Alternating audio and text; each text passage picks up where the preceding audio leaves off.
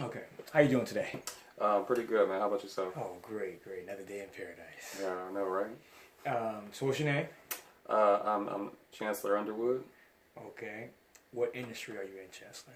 I am in the fun and money industry. So to put that lightly, I travel for fun and I come and tell people about my experiences. Okay. Explain how you got into that, please, for us. All right. So again, I'm Chancellor Underwood. I'm 31 years young, and I was recently introduced. Well, I was initially introduced to the idea when I was 28. I was just coming back from South Africa, 6 months out there, and a friend had just kind of hit me up after I hadn't seen her in about 3 years. Um, she invited me out to dinner. What's crazy is, the girl was real cute. We used to work at Hollister together as models, and I didn't really think too much of it, but she was really adamant that, we meet up.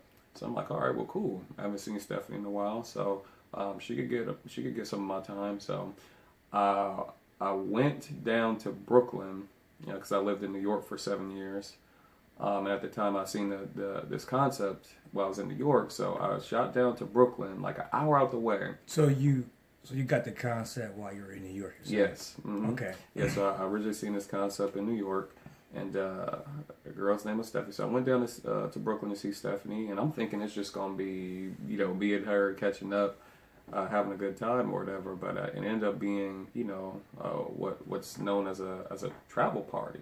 So I'm like, okay, this I wasn't expecting this, but I'm gonna rock with it because I came an hour out my way to give her my time. But when I seen the concept, I loved everything about it. I had a few questions and things like that, but I got them answered, and that's how I got started, really. Okay. What's the name of the company? The company's name is World Ventures. If you ever seen the little blue "You Should Be Here" sign, that's what we're a part of, man. Sure, part of. Okay. So what have you learned from the company? Oh, well, to be quite honest, I learned a lot about myself in the process. So I signed up on June 29, 2014. So it's been, roughly 2.5 years. And with this sort of journey, whenever you travel and you meet people from different backgrounds and different experiences in life, you get to learn more about yourself in the process, mainly because you haven't been exposed to these sorts of experiences in your life. So if you don't have a reference point to, how can you learn more things about yourself if you don't get uncomfortable, right? So within this journey, I've gotten uncomfortable in a lot of different ways, not only just from the experiences side, but then just learning more things about myself, how to deal with people, how to talk to people, really how to communicate with people in a deeper and more meaningful way than what I was before. So the personal development has been really good. I crave reading now. I used to not read books. Travel. It's like I start shaking when I haven't been somewhere in a while. I mean, it's just something that's been in me that I didn't know was in me up until I got involved in this great concept. So a lot of growth, you say. Yes. So, what trips have you been on, and how have those different trips changed you? Let's see, man. So I went to the very first trip I went to was Riviera Maya, Mexico, and that was in September of 2014. So maybe a few months after I initially joined the concept, and that one was because I'll be honest, like when people see something like this, and I was like this too, they don't think something like this is real because, again, they don't know anybody who's been ever traveled like this. They don't know anybody who's been exposed to the world like this, because people mainly are just going to work and maybe they're starting a family, having kids and stuff like that. So it just seems too good to be true. A lot of people say it seems too good to be true because they either haven't done it before or they don't know anybody who's done it before. So I was like that before I went on my first trip. But after I came back from my first trip, man, it was amazing, Ronnie. I'm talking about, they get you from the airport, everything's taken care of. The hotel host is there, and you're not waiting in line like everybody else who's checking into the resort. We have our own separate area for Dream Trips members, right? So they slap a little wristband on you. They hand you champagne. Like, do you need anything? Let us get your bags. You know, they don't touch anything, man. So it gives you the experience of exclusivity. And that's something that you don't get on vacation. So that one really, it was 5 days, 4 nights, and it happened to be a singles trip, which I wasn't aware of at the time, but went out there and it just blew my mind. So needless to say, I came back from that trip and that experience, and I want to tell everybody about it. You know, like, yo, look, this is real. I know it don't seem real, but like, you gotta come with me on the next one, man. It's like, so that was my first one, and then the second one, I went to Puerto Vallarta, Mexico. I went to parasailing and scuba diving and whale watching and all that good stuff. Explain some of the process with the adventures you went on. How did those work out inside the trip? Was those a part of the package or what? Yeah. So our excursions are already pre-packaged into the trips, like the cost of the trip. So it's not like, we had to pay any extra or anything. They're already built into the trip. So I went, like, even with the Riviera Maya Mexico one, I went to like snorkeling and rappelling, and we went to the Jungla Maya Tulum ruins, to see some ancient ruins and things like that, man. So it's just amazing. Just nothing, I've been exposed to before. All right. And then Dubai. Dubai. So I went to Dubai in May. And that was probably... What, 2016? 2016, yeah. Okay. And that trip was probably the most... that was probably the most emotional trip that I've had, simply because it's... Emotional trip? Yeah. Simply because it's, when you're a young black person, or you're a young person of color, I should say, society has a way of pigeonholing you or thinking less of you. Like you don't, like, well, what are you, well, to put it quite frankly, when me and a bunch of young people of color were out there, we were getting, certain kinds of looks and things like that, 'cause we're out there on a Tuesday, so they're thinking, okay, A, how do you have the money to be here on a Tuesday? Why aren't you working or you doing something? And then B, it's just the experience of seeing Dubai in itself was I can't explain it to you. Like, you had to have been there. And it was really an emotional experience, mainly from the standpoint of just going out and experiencing it, and not watching it on the Discovery Channel. And yeah, that's the only place I didn't see it is on TV so far. Yeah, in the movies. Yeah, but you got to get out there with people, man, with dope people, man. So that's really what made the experience for me. So give us a little bit more about the trips. Go a little bit more in depth with the trips that you've been on. Like, you can start with Dubai and then go backwards. Okay. What kind of fun things did you do while you were out there, and what's some things you wish you would have done, and we'll do when you go back, if you go back. Oh yeah, I'm definitely going back. To each place. So give me some. Absolutely. So with Dubai, I went to the Burj Khalifa, which is the tallest man-made building, in the world right now. And it was just amazing, taking pictures up there and just like seeing the night sky, or just seeing the city lit up, like how it was. It reminded me of like New York meets Miami, where you have the high skyscrapers, but then you have the beaches right there too. And it was just an amazing experience. So I went there, went camelback riding. We had a private dinner in the desert on our last day. Camelback riding. Yeah. Private dinner in the desert. Yeah. That sounds fun. That sounds... ATVing too. ATVing through the desert too, man. So some of these experiences, have you done any of them ever before? No. So you never ATV. You never been in a desert. I mean, I've been in a desert before, but I never went ATV. What desert then? So I've been in the Namib Desert, and that's in Namibia. Okay, so that was Africa. Mm-hmm. Okay, so, but many people haven't been to Africa either. So yeah. All right. So how was the desert experience? Just being out there and probably not being able to see anything. It was really because I'm a big fun person. I like to have a lot of fun. So the part in the desert that got me was like the sand duning. So the dude who was driving us or whatever. So we imagine we like in this Hummer or whatever, this Humvee. We just twisting and turning, just sand, just going everywhere, and it was dope. It was almost kind of like being on a roller coaster because you're going up the dunes and you're going down and you're going up and then you sidewinding. So that was the most fun part of being in the desert. But then the exclusivity of this club for them to set aside a certain part of the desert just for us to have dinner, to have like a cultural experience where you got Asian people out there, you have like Indian people out there, you got black people out there, you got some white folks out there. So to be able to experience something like that with like such a diverse group of people. Those are all in the group, the party you went to. Yeah,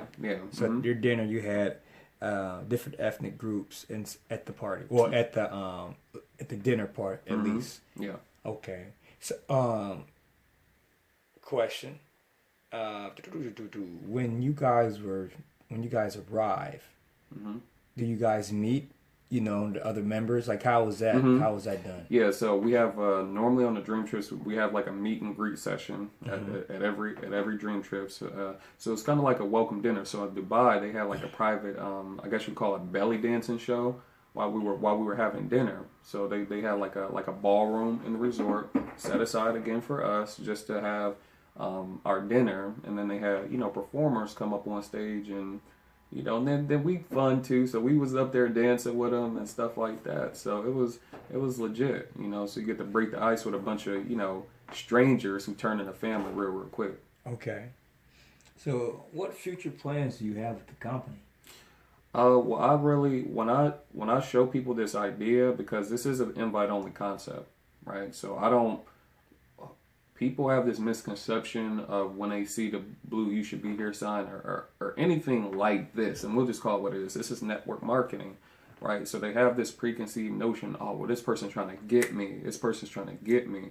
When really, I show in the spirit of helping people. So if you're a mother or a single mother who's tired of working, 50 hours a week, who's maybe having to drop her kids off at daycare, to maybe only spend an hour or two a night with them because she's worked all day, and then she only has time to maybe feed them dinner and then give them a bath, read them a bedtime story and then go to sleep. I'm showing this idea as a solution to how she can get more time with her kids. Well, if the income portion is for her, because it's not for everybody, but if that part is for, I show within the spirit of helping to solve people's problems versus getting people. Okay. Or the father who, he works a whole lot. He does everything in his power to provide for the family, but again, he doesn't. He may be running real fast, but not going much anywhere. He promised his wife and the kids an experience, but a year comes up. Something else comes up, it's never enough time, never enough money, and years and years and years go by, and kid by family never went nowhere, because that was kind of the case with me when I grew up. So if I could find a solution to people's problems, I'll show in the spirit of that too. So to answer that question shortly, I show in the spirit what my plans are in the company are just to help free more people basically from what they don't believe is possible or what they feel like life won't afford them. If they're willing to do something different and be open to something different, I want to help a lot more people to actually put more life into their life, if that makes any sense. Okay. So go a little bit more into those future plans, what you plan on doing. Okay. So I'm using this as a vehicle to I would like to get into public speaking myself. Okay, and also I have business ventures. Like me and my brother, we talk about opening up a fitness facility in the future. He'll be playing college football in the fall, and he's going to he's studying business and finance and things like that. So this is a great tool, to be building in the meantime while he's learning about business while actually building a business. Okay, so the two can go hand in hand. Exactly. While he's learning, he's building. Exactly. And growing. Okay. If someone has or hasn't seen this concept before, what's one piece of advice you would give them? I would just say be open minded, and be honest with yourself. Because what a lot of people do is they'll see something like this and they'll go to go. Oh, I hear this a lot. I gotta go do my research. Mm-hmm. I'm like, but I'm sitting there and I'm showing them, pictures of my trip. I'm showing them videos of my trip. I'm like, okay, well, you're looking at the research. It's not Mm-hmm. like I photo edited these pictures and videos, Mm-hmm. So you're looking at the research, but the problem is, again, things like this, because people don't have a reference point Mm-hmm. in which to, trust something like this, they'll call it like a scam or seems too good to be true. But what I'll say is, if you're looking for something different, you have to do one of two things. You either have to do things differently or do different things. So, in the spirit of giving the one piece of advice I would say is just be open minded. Like I said, if you are a person who either wants more time or just more fun or just more personal development, you want more friends, you want just more life in your life, then consider this. At least be open minded to actually legitimately giving it a look. So it sounds like the social aspect of the company is one thing that really could bring individuals that do not have that currently. If they don't have any social opportunities within their realm, Mm-hmm. they could really gather that from this concept Absolutely, because and it's personal growth. and that's the big thing. You learn more about yourself in this journey than what you, because it's more than just about the trips. All that stuff is fun. Mm-hmm. And what I tell people is, the travel portion is for everybody. There's two components. There's the travel side of it, and there's the business side of it. Or you could do both. You can merge them both together. What I'll say to people is, if the business isn't for you, then don't leave the business. But the travel part is. Everybody deserves to go on an experience of a lifetime versus watching it on Real Housewives of Atlanta or the Discovery Channel or whatever. Mm-hmm. So as far as that, man, I just tell people, just be open minded, and because like you said, the social aspect of it it's amazing. So they must do a real, pretty good job at doing those icebreakers. Those icebreakers really help. And Mm-hmm. Absolutely, because it forces people to get uncomfortable. mm-hmm. Like if you're a person who's introverted, not really used to going out and meeting people like that. If you get around us for a long amount of time, you'll start to open up more and more and more because you become a part of a family. You become a part of a culture that accepts you for who you are. Mm-hmm. Like it don't matter if you graduated from Harvard or Yale or if you just got out of jail. You know what I mean? Like if you're a person that's about fun, freedom, fulfillment, helping others, meeting others, traveling, seeing the world, then we're the club for you. Okay, Chantsler. How can we get a hold of you, or what's the best way to get a hold of you if you want to know more information? All right. Well, I will leave you my email information, which will be in the link in the description below. Okay. All right. Okay, and I'm gonna put my link inside the video as well, or in the description. Okay. So in my email. And do you have anything else for us? Yeah, just wrapping this up, I'll just make one more point. I want to hit people in between the eyes with this. It's a story. So years ago, it was this gentleman named Ron Wayne, right? And he partnered with this guy. He was like a good friend of his. And Ron Wayne was they're really, really excited about what they're about to do, what they're about to embark on. Ron Wayne is, his partner is like, yo, man, we're going to go change the world. This is exciting. What we're creating for people is really going to solve a lot of people's lives worldwide, someday, right? Someday. Okay.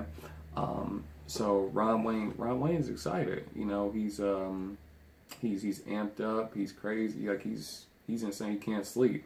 But he starts to have second thoughts about it too. So we all have two voices in our head. We have a voice of strength where we're positive, we're upbeat, we're optimistic. We just know that things are going to happen like how we want them to happen. And then we have the little, I like to call it the inner idiot in our head where we have second thoughts, we have doubts, we have fear, all these negative emotions in our head. And a lot of that over shadows our positive thoughts a lot of times. So Ron Wayne, he was having like I guess buyer's remorse or whatever, because he had put a $800 stake into his partner's company, right?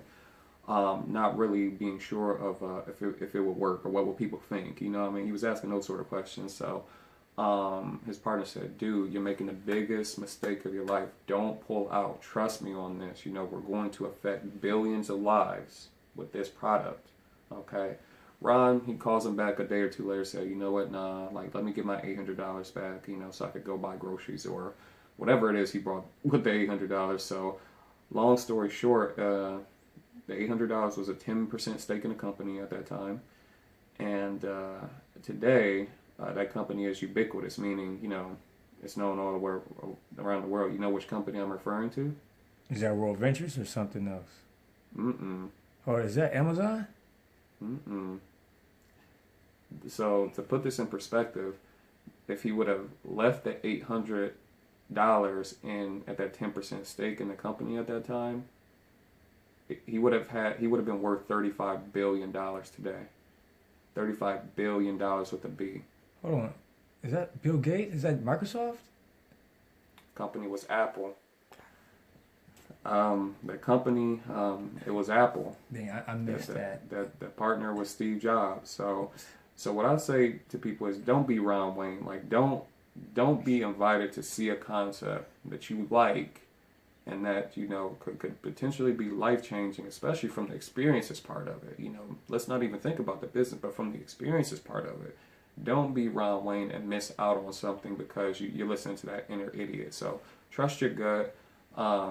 You know, if you have questions, get back to the person who invited you. But then just, you know, just say yes and figure it out later. You know, that's what I did. So you jumped in, said forget it, tried something new. Yeah, because I spend money on dumber things. You spend money on dumber things than, you know, like an experience of a lifetime, which happened to exceed all my expectations. So. Okay. All right. Well, nice talking to you today. It was a pleasure. Good interview. Good interview. It was a pleasure. Thank you for having me, Ronnie. You have any questions for me? Man, well, where can I go and find you at?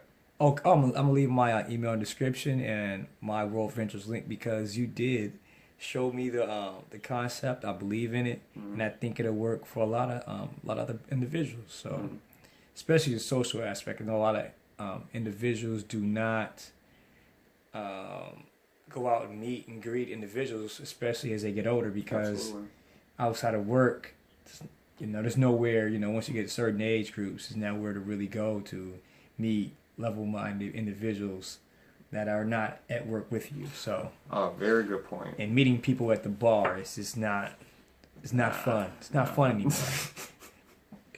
But thanks again for the interview. Thanks for having me. I'm gonna leave both of our information inside the description, so please click below and subscribe, share the video, hit that thumbs up if you like the video. Thank you. All right.